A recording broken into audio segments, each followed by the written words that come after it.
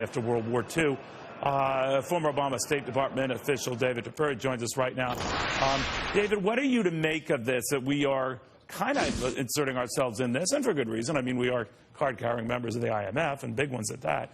But we seem to be intimating here that the Greeks should be given a break here. What do you make of that?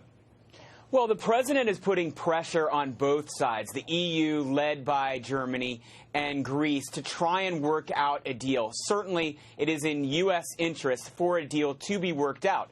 However, the U.S. has not really offered anything yet, and I think the president sees this rightly as a European issue for now. However, if a deal is not worked out and Greece gets pushed out of the EU, this could then become a U.S. problem. You can imagine that Greece's economy will be in a complete downfall, and they will need a lot of help. Its economy will be in chaos.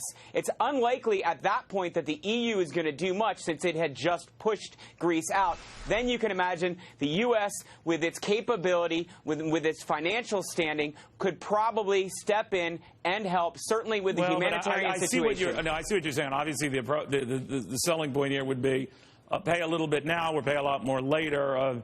You have a chance of getting some of your money back under a plan like this than you would none of your money.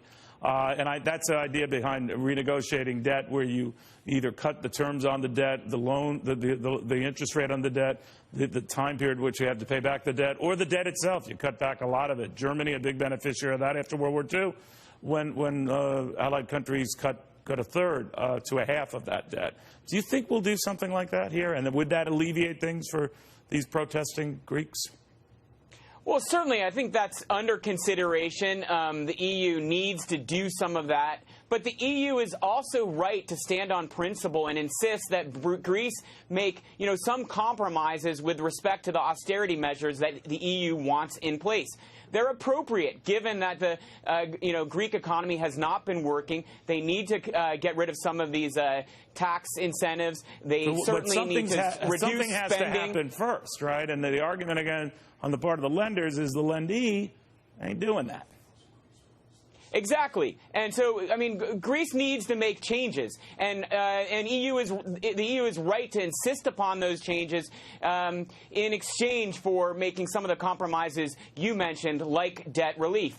There are other countries in the EU that could end up in this position, and so the EU has to stand firm to make sure that those countries also are making the right decisions about their economy and about being very, very careful about not ending up where Greece is. All right. Thank you, David, very, very much. We'll see what happens. It's still early in the game, to David's point.